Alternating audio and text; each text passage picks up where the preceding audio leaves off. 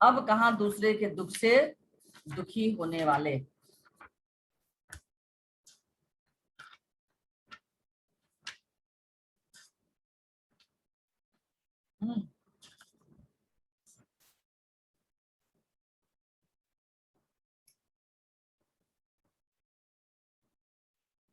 हम Pranav waiting room में है। ये लोग करता है सब, ये 4-4 बच्चा वेटिंग रूम में कैसे, मैंने जब इनेबल कर दिया है सबको, लोग पहले से सब आकर बैठा है क्या?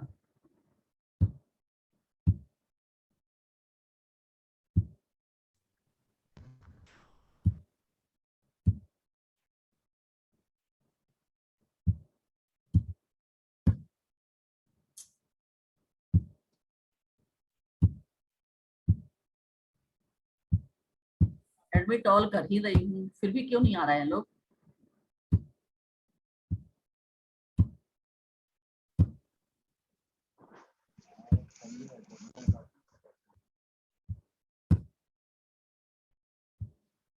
हाँ, कहाँ तक अब कल मैंने पढ़ाया था कि लेखक के बारे में यहाँ पर मैं बता रही थी कि लेखक की माँ कहती थी कि सूरज ढले शाम के पेड़ों के पत्तों को मत तोड़ो, क्योंकि पत्ते जो हैं वो, पेड़ जो है वो रोते हैं।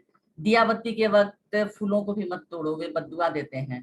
दरिया पर जाओ तो उसे सलाम करो। यानी प्राकृतिक जो उपादान है, पेड़ पौधे सागर समंदर, उन सबकी इज्जत करो, है ना। और अगर हम ऐसा करते हैं तो प्रकृति जो है हम पे मेहरबान होती है, खुश होती है। और यदि हम प्रकृति का निरादर करेंगे तो बदले में हमें निरादर ही मिलेगा।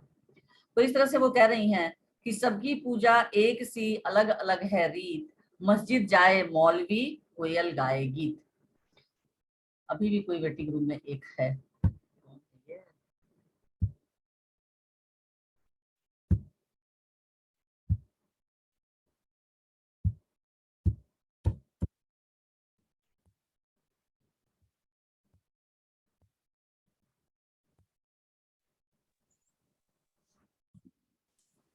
ग्वालियर में हमारा एक मकान था। अब लेखक जो है बता रहे हैं कि ग्वालियर में हमारा एक मकान था, उस मकान के दालान में 2 रोशनदान थे, जिसको वेंटिलेशन कहते हैं, जिससे हवा आती जाती है। उसमें कबूतर के एक जोड़े ने घोंसला बना लिया था। अब देखिए, जब मनुष्य पेड़ पौधों को काटना शुरू कर देगा, उनके रहने का प्राकृतिक निवास स्थल पक्षियों का कहाँ होता है? पेड़ होता है। पेड़ पर जो घोंसले होते हैं, जो घोंसले वो बनाते हैं तिनका तिनका जोड़कर, वो उनका आशियाना होता है। लेकिन यदि मानव पेड़ों को ही काट डाले तो फिर भला ये पक्षी जाएंगे कहाँ?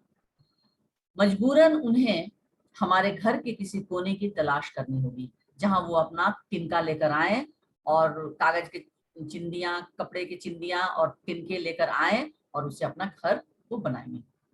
और वो घर का कोई कोना हो सकता है, अलमारी का कोई, अलमारी के ऊपर का सेल्फ हिस्सा हो सकता है, या कोई ऐसा कोना जहां उन्हें लगता है कि वो सुरक्षित हैं, जहां वो अंडे को रख सकते हैं, तो उस जगह को वो तलाश करते हैं।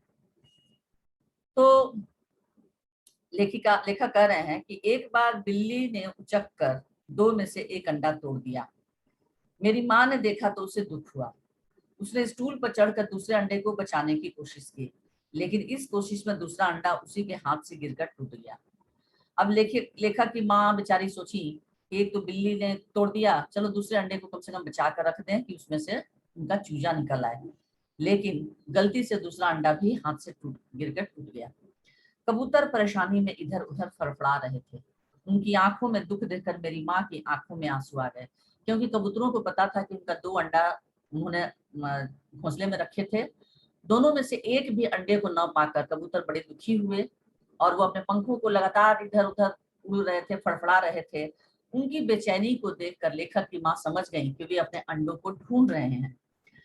तो अब कबूतर रो तो नहीं सकते थे, लेकिन उनकी बेचैनी देखकर लेखक की माँ समझ गई कि ये अपने अंडों को ढूंढ रहे हैं। और अंत में इस गुनाह को खुदा से मुआफ कराने के लिए उसने पूरे दिन रोजा रखा। और लेखक की माँ को लगा कि नहीं, ये तो गलती, अनजाने में ही बेशक उनके हाथ से अंडा गिर गया था, लेकिन गिरा तो था उन्हीं के हाथ से। तो उन्होंने इस गुनाह की माफी के लिए ईश्वर से उन्होंने दिन भर रोजा रखा, दिन भर कुछ खाया पिया नहीं, सिर्फ रोती रही और बार बार नमाज पढ़ पढ़ कर खुदा से इस गलती को मुआफ करने की दुआ मांगती रही। ग्वालियर से बंबई की दूरी ने संसार को काफी कुछ बदल दिया है। यानी ग्वालियर से मुंबई की दूरी, देखा कर रहे हैं कि पूरे संसार को उन्होंने बहुत कुछ बदल दिया है। बरसोवा में जहां आज मेरा घर है, पहले यहाँ दूर तक जंगल था। बच्चों ये तो आप लोग भी देख रहे होंगे कि जहां आज बहुत बड़े बड़े अट्टालिकाएं, भवन, अपार्टमेंट्स, सिनेमा हॉल, मॉल, ये सब बन गया है, पहले यहाँ खेत या तो हुआ करते थे या बड़े बड़े जंगल हुआ करते थे, पेड़ पौधे हुआ करते थे।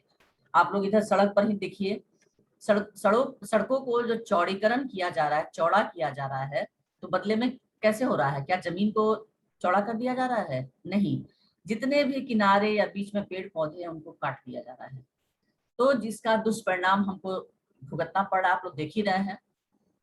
बेमौसम की बरसात, जब बरसात चाहिए तब बरसात नहीं, अनावश्यक रूप से तूफान, बाढ़, भूकंप, गर्मी, तो ये सब किसका प्रभाव है? यही पर्यावरण के साथ जो हम लोग छेड़छाड़ करते हैं, प्रकृति के साथ छेड़छाड़ करते हैं, उसी का दुष्परिणाम है।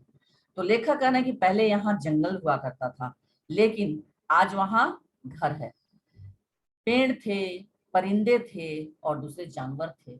अब यहाँ समंदर के किनारे लंबी चौड़ी बस्ती बन गई है। लेकिन लेखक कह रहे हैं कि पहले ये सब कुछ थे, पेड़ थे, परिंदे थे, जानवर रहा करते थे जंगल में, लेकिन अब यहाँ बहुत लंबी चौड़ी बस्ती बन गई है, क्योंकि लोगों ने क्या किया? पेड़ पौधों को काट दिया। इस बस्ती ने न जाने कितने परिंदों चरिंदों से उनका घर छीन लिया है, और ये बस्ती वाले खुद बसने के लिए जानवरों को, पक्षियों को, उनके बसेरे को उजाड़ दिया, और वे लोग कहाँ जाएंगे, कहाँ रहेंगे, इसकी कोई चिंता नहीं। आप लोग देखे होंगे अभ्यारण्य इसीलिए बनाए गए हैं। सुने हो ना अभ्यारण्य? हाँ, उसका निर्माण क्यों किया गया है अभ्यारण्य का? बताइए। हाँ, हेलो, अभ्यारण्य जो बनाए गए हैं क्यों बनाए गए हैं? कोई बच्चा मुझे बताओ।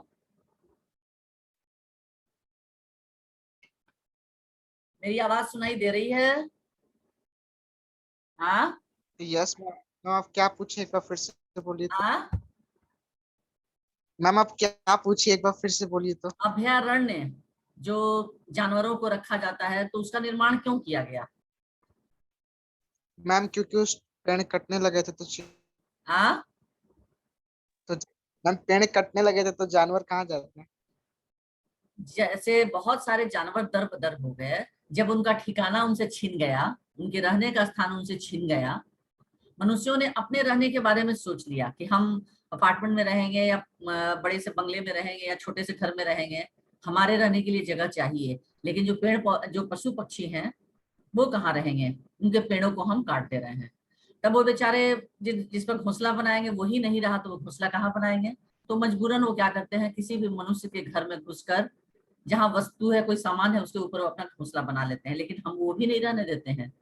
हम लोग क्या करते हैं, जब साफ सफाई करते हैं तो घोंसलों को भी उठाकर फेंक देते हैं। कुछ लोग तो फेंक देते हैं, कुछ लोग छोड़ देते हैं कि अच्छा चलो कोई बात नहीं, दिन भर गंदगी होगी तो क्या होगा, साफ करेंगे, लेकिन आखिर ये बेचारे जाए तो जाए कहाँ? तो इसलिए बाकी जो दूसरे जानवर थे उनके लिए अभ्यारण्य का निर्माण किया गया, जिसमें वो सुरक्षित रह सके, क्योंकि जंगल तो काट दिए गए तो अब जाएंगे कहाँ? सड़क पर तो उनको यूं ही छोड़ा नहीं जा सकता है, क्योंकि फिर मानव जीवन को वो बाधित करेंगे। तो उनके लिए एक अभ्यारण्य का निर्माण किया गया, जिसमें वो सुकून से, चैन से रह सके, उनको समय पर उनको खाना दिया जा सके। लेकिन जंगल में रहकर जो उनका स्वाभाविक गुण था, एक हिरण का कुलांचे भरना, शेर को चारों तरफ घूमना, मुक्त होकर, लेकिन जब उनको पिंजड़े में कैद कर दिया गया, लेकिन वो अभ्यारण्य भी तो एक कुछ हिस्सा ही होता है, जमीन का कोई कुछ एकड़ में मान लीजिए बना दिया गया, तो उतने ही दूर में उनको रहना है, उतने ही दिन दूर में उनको निवास करना है, निबधाई सीमा में। तो उनकी प्राकृतिक स्वाभाविक जो उनका स्वभाव है, वृत्ति जो है, वो समाप्त हो जाती है।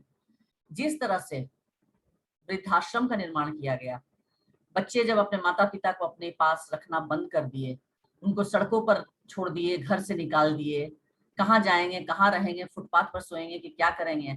तो सरकार और बहुत सारे एनजीओ ने मिलकर, स्वयंसेवी संस्थाओं ने मिलकर एक कॉन्सेप्ट उन लोगों ने बनाया, एक विचारधारा को उन्होंने तैयार किया कि भाई ऐसे लोगों के लिए, बुजुर्गों के लिए एक वृद्धाश्रम का निर्माण किया जाए, जिसमें जो भी परित्यक्त, जिनको बच्चों ने हटा दिया है, घर से भगा दिया है, बेकार की चीज समझकर ऐसे लोगों का वहां रखा जाए। तो यही चीज है। तो कहने का तात्पर्य है कि अब वो लोग, यानी लेखक की माँ के जैसे लोग, जो जीव जंतुओं के दुख से भी दुखी होकर दिन भर रोजा रखें, खाना ना खाएं और ईश्वर से अपनी गलती के लिए, जो गलती उन्होंने जानबूझकर नहीं की थी, अनजाने में गलती हुई थी, उस गलती के लिए माफी मांगी, तो उस तरह के लोग अब दूसरों की दुख से दुखी होने वाले लोग अब इस संसार में नहीं हैं। ग्वालियर, हाँ, इनमें से कुछ शहर छोड़कर चले गए हैं, जो नहीं जा सके उन्होंने यहाँ वहां डेरा डाल लिया है। इनमें से 2 कबूतरों ने मेरे फ्लैट के एक मचान में घोंसला बना लिया है। बच्चे अभी छोटे हैं, उनके खिलाने पिलाने की जिम्मेदारी अभी बड़े कबूतरों की है। वे दिन में कई कई बार आते जाते हैं, और क्यों न आए जाएं, आखिर उनका भी घर है। लेकिन उनके आने जाने से हमें भी परेशानी होती है। वे कभी किसी चीज को गिराकर तोड़ देते हैं, कभी मेरी लाइब्रेरी में घुसकर कबीर या मिर्जा गालिब को सताने लगते हैं। अब लेखक कह रहे हैं कि उनके खिलाने पिलाने की जिम्मेदारी, अभी बच्चे जो हैं कबूतरों के, वो छोटे थे, तो छोटे हैं तो उनको भाई कौन खिलाएगा पिलाएगा, बताओ, खाना वो कहाँ से खाएंगे? जो छोटे कबूतर हैं वो खाना कहाँ से खाएंगे? कौन खिलाएगा उन्हें, बताओ? जो कबूतर के जो चूजे हैं, उनको खाना खिलाने की जिम्मेदारी किसकी है? मेरी आवाज सुनाई दे रही है या नहीं? Yes ma'am. हाँ, तो छोटे यस कबूतरों को मैम। खिलाने की जिम्मेदारी किसकी है, बड़े मैम कबूतरों की? स्टूडेंट्स को एडमिट कर दीजिए। हाँ, स्टूडेंट्स कुछ है मैम, उसको एडमिट कर दीजिए। मैंने एडमिट तो कर लिया, और फिर मैंने तो यहाँ पर ये सिक्योरिटी में मैंने इनेबल कर दिया हुआ है, फिर बच्चे कैसे नहीं आ पा रहे हैं? इनेबल वेटिंग रूम मैंने रखा किया हुआ है। मैम 5 मिनट से बाहर ही से नहीं हो रहा था ज्वाइन। मैं डिसेबल नहीं कर रही हूँ, मैं इनेबल भी मैंने कर लिया है, एक्सेप्ट कर लिया है। तो वेटिंग रूम को मैंने इनेबल कर दिया है, तो फिर इन लोग को वेटिंग रूम में घुसने में कैसे दिक्कत हो रही है? मैंने कर लिया, एडमिट कर लिया है। तो छोटे कबूतरों को खिलाने की जिम्मेदारी बड़े कबूतरों को है, और वे दिन भर मुंह में कुछ लेकर आते हैं दाना और अपने छोटे कबूतरों को खिलाते हैं। तो आने जाने के क्रम में घर का बहुत सारा सामान उनके पंखों से गिर के टकरा कर गिर जाते हैं, टूट जाते हैं। फिर वो घर में गंदा भी कर देते हैं, तिनका लाते हैं, बाहर से कुछ भी चीज लाते हैं वो घर में बिखेर देते हैं। तो इस तरह से उनके आने जाने से घर के लोगों को परेशानी भी होती है। और कभी क्या करते हैं, लाइब्रेरी में घुसकर किताब जो भी लाइब्रेरी में रखी हुई है उस पर जाकर वो लोग बीट भी कर देते हैं।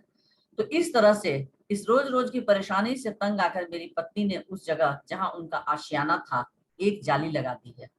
अब लेखक की पत्नी बहुत परेशान हो गई कि रोज रोज साफ सफाई हमसे नहीं होगा, बस एक जाली लगा दी। जिस जाली के जिस होल से, रोशनदान से वो लोग अंदर आते थे अपने बच्चों के पास, उसी रोशनदान के ऊपर लेखक की पत्नी ने एक जाली लगा दी। उनके बच्चों को दूसरी जगह कर दिया है, और उनके बच्चों को वहां से उठाकर दूसरी जगह रख दिया गया, क्योंकि वो तो उड़ सकते नहीं थे, उनके पंख अभी छोटे थे। उनके आने की खिड़की को भी बंद किया जाने लगा है, और जिस खिड़की से वो उड़कर आ जाते थे कबूतर, उसको भी बंद कर दिया लेखक की पत्नी ने। खिड़की के बाहर अब दोनों कबूतर रात भर खामोश और उदास बैठे रहते हैं, लेकिन वो दोनों कबूतर खिड़की के बाहर ही चुपचाप बैठे रहते हैं, और इस उम्मीद में कि कभी खिड़की खुले और वो अपने बच्चों को देख सके। मगर अब न सोलोमैन है, सोचिए जानबूझकर लेखक की पत्नी ने ऐसा किया। तो वो लेखक वही कह रहे हैं कि अब ना सोलोमैन है, ना उनकी जुबान को समझकर उनका दुख बांटे, न मेरी माँ है जो इनके दुखों में सारी रात नमाजों में काटे। यानी अब उस तरह के लोग अब हमारे इस जीवन में, इस जन्म में, इस 21वीं सदी में अब उस तरह के लोग अब नहीं हैं, बिल्कुल नहीं पाए जाते, जो जीव जंतुओं के दुख से दुखी हों। नदियां सींचे खेत को, तोता कुतरे आम, सूरज ठेकेदार सा सबको बांटे काम। यानी नदियों का काम है खेतों को सींचना, तोता का काम है फलों को कुतरना, और सूरज का काम है ठेकेदार के समान जो दिन रात, जो रोज सुबह उदित होता है शाम को अस्त होता है, और यानी दिन और रात चलते ही रहते हैं और उसी के अनुसार लोग अपना काम करते हैं। लेकिन ये दुनिया आनी है जानी है, लोग पैदा होते हैं आते हैं चले जाते हैं, लेकिन अब दूसरों के दुख से दुखी होने वाले, यानी एक इंसान के दुख से दूसरा इंसान तो दुखी होता ही नहीं है, तो भला पशु पक्षियों की कौन बात है यहाँ। ठीक है, अब इस पाठ में मैं आप लोगों को बोल रही हूँ वस्तु परक प्रश्न, यानी वस्तु परक यानी वैकल्पिक, बहुवैकल्पिक प्रश्न अगर आपके आएंगे तो किस तरह से आप उनको हल करेंगे। अब यहाँ गद्यांश दे दिया हुआ है, ध्यान से सुनिएगा, किताब आपके सामने खुली होनी चाहिए। निम्नलिखित गद्यांश पर आधारित प्रश्नों के उत्तर उचित विकल्प छांट कर दीजिए। अब गद्यांश क्या है? दुनिया कैसे वजूद में आई, पहले क्या थी, किस बिंदु से इसकी यात्रा शुरू हुई। इन प्रश्नों के उत्तर विज्ञान अपनी तरह से देता है, धार्मिक ग्रंथ अपनी अपनी तरह से। संसार की रचना भले ही कैसे हुई हो, लेकिन धरती किसी एक की नहीं है। पंछी, मानव, पशु, नदी, पर्वत, समंदर आदि की इसमें बराबर की हिस्सेदारी है। यह बात और है कि इस हिस्सेदारी में मानव जाति ने अपनी बुद्धि से बड़ी बड़ी दीवारें खड़ी कर दी हैं। पहले पूरा संसार एक परिवार के समान था, अब टुकड़ों में बंटकर एक दूसरे से दूर हो चुका है। पहले बड़े बड़े दालानों आंगनों में सब मिलजुल कर रहते थे, अब छोटे छोटे डिब्बे जैसे घरों में जीवन सिमटने लगा है। बढ़ती हुई आबादियों ने समंदर को पीछे सरकाना शुरू कर दिया है, पेड़ों को रास्ते से हटाना शुरू कर दिया है, फैलते हुए प्रदूषण में पंछियों को बस्तियों से भगाना शुरू कर दिया है। ये गद्यांश आया सबको समझ में? हाँ, यस हेलो, मैम। ये गद्यांश सबके सामने है। अब इसमें ध्यान से प्रश्न को सुनिए। धरती के संबंध में लेखक की क्या राय है? 4 ऑप्शन है, ऑप्शन ध्यान से सुने। धरती किसी की नहीं है, धरती पर मनुष्य का अधिकार है, धरती का कोई वजूद नहीं है, धरती किसी एक की नहीं है। सही आंसर क्या होगा? मैम धरती किसी एक की नहीं है। धरती किसी एक की नहीं है। वेरी गुड, धरती किसी एक की नहीं है। ना मानव की सिर्फ है, ना सिर्फ पशुओं की है और पंछियों की है, बल्कि धरती सबकी है, किसी एक की नहीं है। जब किसी एक की नहीं है तो ये बताइए कि मानव ने जो इस पर अपना अधिकार जमा लिया, पेड़ों को काट दिया कि हम पक्षियों को नहीं रहने देंगे, समुद्र में भी अपना, समुद्र के नीचे भी स्थान को नहीं छोड़ा, नीचे भी, समुद्र के नीचे भी मकान बनाए जा रहे हैं, रेल मार्ग बनाए जा रहे हैं, तरह तरह की चीजें बनाई जा रही हैं, तो समुद्र पर भी मनुष्य का कब्जा हो गया, वनों पर भी कब्जा हो गया। तो ये क्या कहा जाएगा? मनुष्य का अत्याचार ही ना कहा जाएगा? हाँ, कहा जाएगा नहीं? जब धरती सबकी यस मैम। है, जब धरती सबकी है तो सिर्फ मनुष्य, तो मनुष्य अपनी बुद्धि से, बुद्धि का विकास करता गया और दिन पर दिन स्वार्थी होता गया। उसकी संवेदनाएं, उसके सारे कोमल भावनाएं एक दूसरे के प्रति समाप्त होती गई। वो कठोर से और कठोरतम होता गया, निर्दयी होता गया। वो सिर्फ अपने बारे में सोचा, हम कहाँ रहेंगे, हमारा परिवार कहाँ रहेगा, हम उन्नति कैसे करेंगे। लेकिन ये जो दूसरे जीव जंतुओं को, क्योंकि हर जीव जंतुओं की हमारे जीवन में अहम भूमिका है, पर्यावरण को भी प्रदूषित नहीं करते, बल्कि पर्यावरण उनसे है और वे पर्यावरण से हैं, और फिर हम भी उसी पर्यावरण में रहने वाले मनुष्य हैं। तो इस तरह से धरती पर अपना एकाधिकार जताकर मनुष्यों ने आने वाले समय को और कठिन कर दिया है। ये अगर अभी भी मनुष्य में जागरूकता नहीं आएगी तो आने वाले समय में हम लोगों के जनरेशन के बाद आप लोगों की आने वाली जो पीढ़ियां हैं उनके लिए बहुत ही खतरा हो जाएगा, इस पृथ्वी पर उनके लिए जीना मुश्किल हो जाएगा।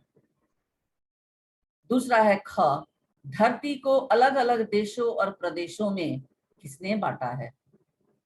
मनुष्य ने, समुद्र ने, नदियों ने, दीवारों ने? मनुष्य। मनुष्य ने। हाँ, इसको मनुष्यों ने बांटा है। ना तो समुद्र ने बांटा, ना दीवारों ने, नदियों ने। बढ़ते प्रदूषण के परिणाम स्वरूप क्या हुआ है? बढ़ते प्रदूषण के परिणाम स्वरूप क्या हुआ है? सागर पीछे सरक गए हैं, पेड़ कट गए हैं, पक्षी बेघर हो गए हैं, धरती का वजूद समाप्त हो गया है। बताइए, बढ़ते प्रदूषण के परिणाम स्वरूप। देखिए इसमें जो गद्यांश दिया पंछी गया। बेघर हो गए हैं हाँ मैम, पंछी बेघर हो गए हैं। हाँ, पक्षी बेघर हो गए हैं। ये बढ़ते प्रदूषण का परिणाम स्वरूप क्या हुआ है कि पक्षी बेघर हो गए हैं। प्रस्तुत गद्यांश के अनुसार बढ़ते प्रदूषण का मुख्य कारण है। ये प्रस्तुत गद्यांश के अनुसार बढ़ते प्रदूषण का मुख्य कारण है आबादी बढ़ना, वृक्षारोपण, समुद्र का पीछे सरकना, पक्षियों का बेघर हो जाना। बताइए। आबादी बढ़ना। हाँ, मैम आबादी बढ़ना। आबादी बढ़ना यानी जनसंख्या बढ़ना। प्रस्तुत गद्यांश के अनुसार बढ़ते प्रदूषण का मुख्य कारण है आबादी बढ़ना। ठीक है, नेक्स्ट। अब छोटे छोटे डिब्बे जैसे घरों में जीवन सिमटने लगा है। यानी पहले लोग घर आंगन दालानों में रहते थे, बड़े बड़े आंगनों में सब मिलजुल कर रहते थे, लेकिन अब जीवन जो है वो छोटे छोटे डिब्बे जैसे घरों में जीवन जो है वो सिमटने लगा है, क्योंकि लोग अब संयुक्त परिवारों में रहने लगे हैं। एकल परिवारों का प्रचलन बढ़ा है, एकल परिवारों का प्रचलन कम हुआ है। पूरा संसार एक परिवार के समान है। बताइए आप लोग। Ma'am option B. हाँ, मैम मैम ऑप्शन एक बी। ही परिवारों का प्रचलन बढ़ गया। एकल परिवारों का यानी nuclear family. Nuclear family means सिर्फ पति पत्नी और उनके एक या दो बच्चे, बस। उसमें ना माता पिता के लिए जगह है, ना दादा दादी के लिए जगह है, ना किसी के लिए। यानी कोई वृद्ध व्यक्ति का उस घर में प्रवेश वर्जित है। सिर्फ पति पत्नी और उनके बच्चे।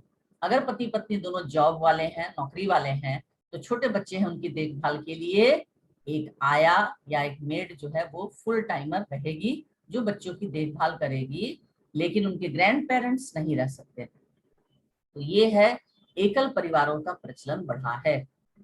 न्यूक्लियर फैमिली, ज्वाइंट फैमिली जो है वो टूटकर न्यूक्लियर फैमिली में परिवर्तित हो गई है। तो इस तरह से ये आपके शॉर्ट एमसीक्यू प्रश्न जो हैं ये आ सकते हैं। अब दूसरा जो गद्यांश है उसको देखिए, फिर वो पैराग्राफ निकाल लीजिएगा। ग्वालियर में हमारा एक मकान था, उस मकान के दालान में 2 रोशनदान थे, उसमें कबूतर के एक जोड़े ने घोंसला बना लिया था। एक बार बिल्ली ने उचक कर 2 में से एक अंडा तोड़ दिया। मेरी माँ ने देखा तो उसे दुख हुआ। उसने स्टूल पर चढ़कर दूसरे अंडे को बचाने की कोशिश की, लेकिन इस कोशिश में दूसरा अंडा उसी के हाथ से गिरकर टूट गया। कबूतर परेशानी में इधर उधर फड़फड़ा रहे थे। उनकी आंखों में दुख देखकर मेरी माँ की आंखों में आंसू आ गए। इस गुनाह को खुदा से माफ कराने के लिए उसने पूरे दिन का रोजा रखा। दिन भर कुछ खाया पिया नहीं, सिर्फ रोती रही और बार बार नमाज पढ़ पढ़ कर खुदा से इस गलती को माफ करने की दुआ मांगती रही। अब देखिए इसमें प्रश्न है, लेखक की माँ किस बात से दुखी थी? पहला ऑप्शन, उनके घर में कबूतरों ने घोंसला बना लिया था, बिल्ली ने कबूतरों का एक अंडा तोड़ दिया था, कबूतर अंडों को छोड़कर चले गए थे, बिल्ली अंडों को खा गई थी। क्या होगा?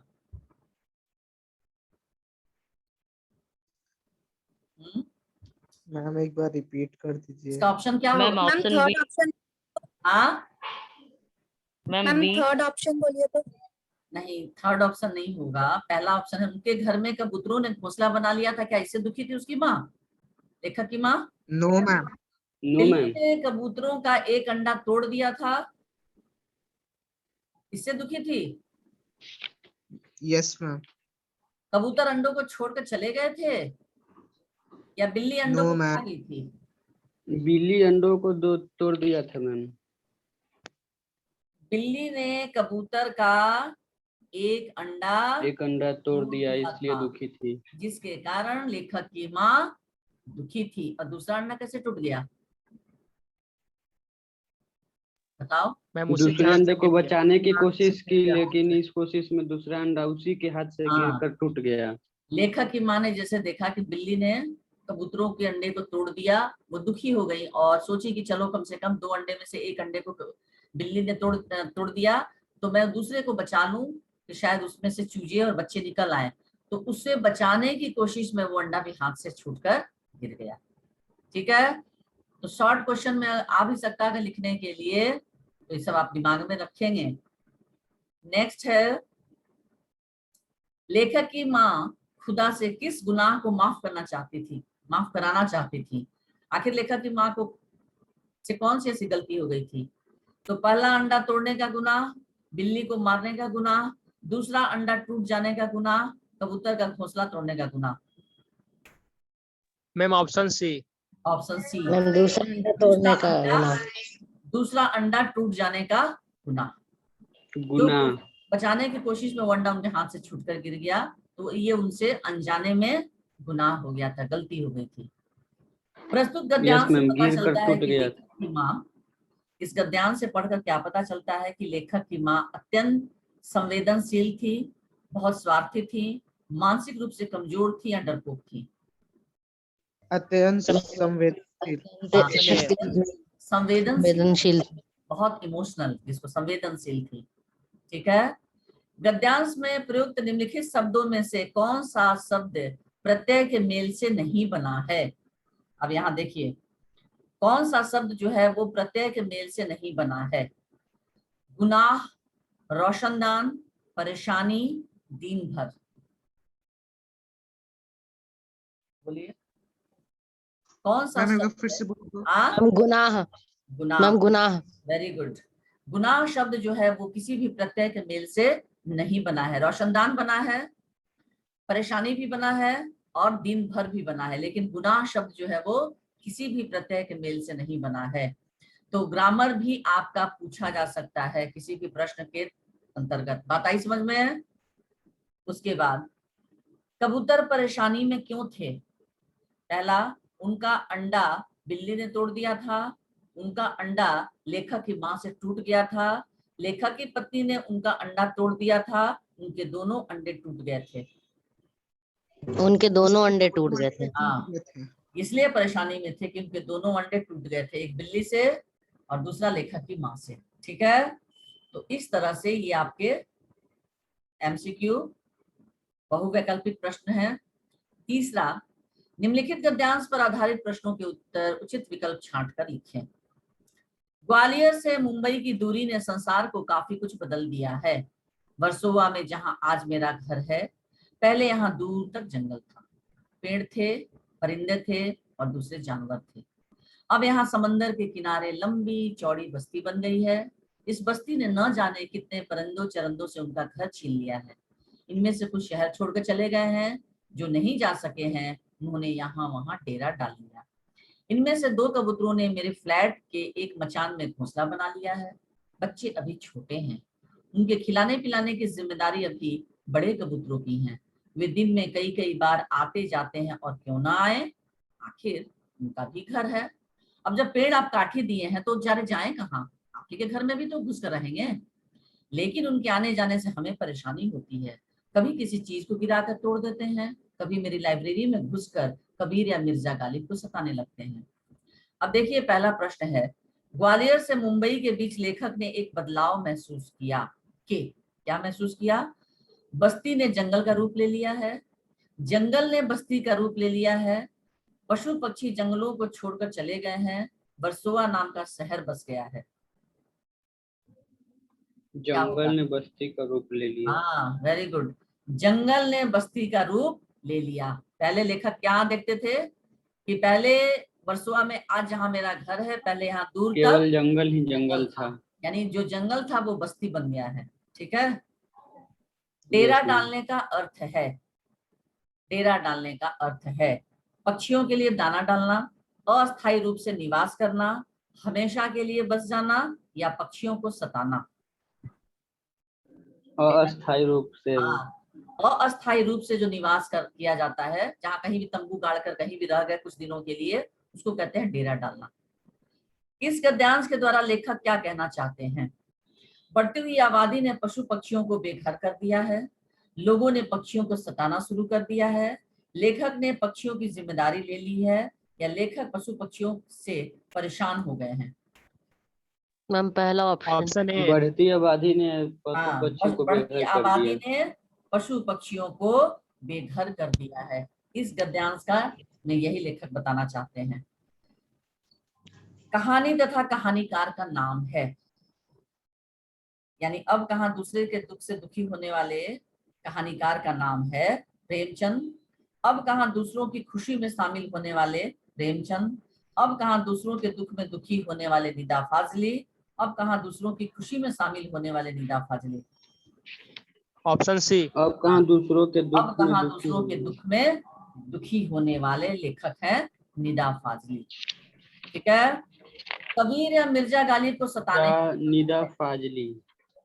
कबीर या मिर्जा गालिब को सताने का अर्थ है लेखक के मित्रों को सताना, कबीर और मिर्जा गालिब की पुस्तकों को खराब करना, कबीर और मिर्जा गालिब की पुस्तकें पढ़ना, कबीर या मिर्जा गालिब से मिलकर खुश होना। कौन ऑप्शन सही होगा? खुश होना मैम। हाँ बोलो। कबीर और निदा फाजली से मिलकर खुश होना। कबीर और मिर्जा गालिब की पुस्तकों को खराब करना। और वो खराब कैसे कर देते हैं कबूतर, बताइए? हाँ, उस पर बीट करके। ठीक है, इस तरह से ये आपका समाप्त हुआ। अब चौथा, निम्नलिखित गद्यांश पर आधारित प्रश्नों के उत्तर उचित विकल्प छांटकर। मेरी माँ कहती थी सूरज ढले आंगन के पेड़ों से पत्ते मत तोड़ो, पेड़ रोएंगे।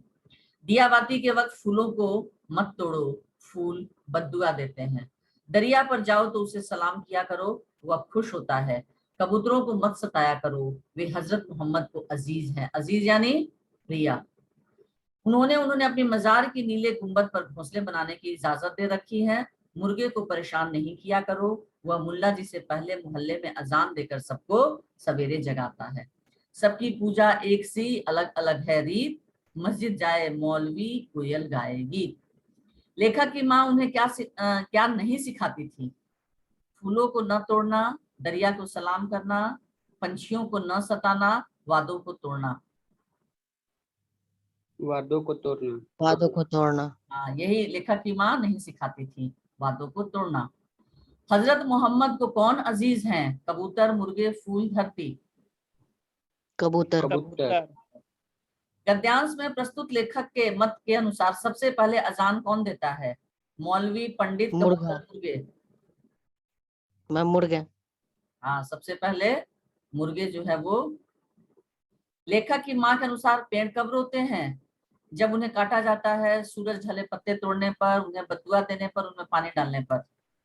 हम सूरज ढले पत्ते तोड़ने पर। हाँ, सूरज ढले पत्ते तोड़ने पर। सृष्टि कैसे चल रही है?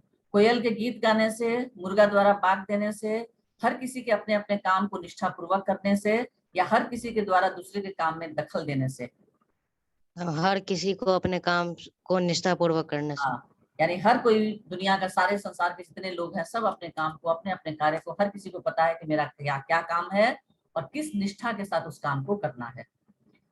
तो इस तरह से इस पाठ में जो दिया हुआ है वो तो है ही, और 25 से 30 शब्दों वाले जो प्रश्न उत्तर है कि शेख हयाज के पिता भोजन छोड़कर क्यों उठ खड़े हुए, इनसे उनके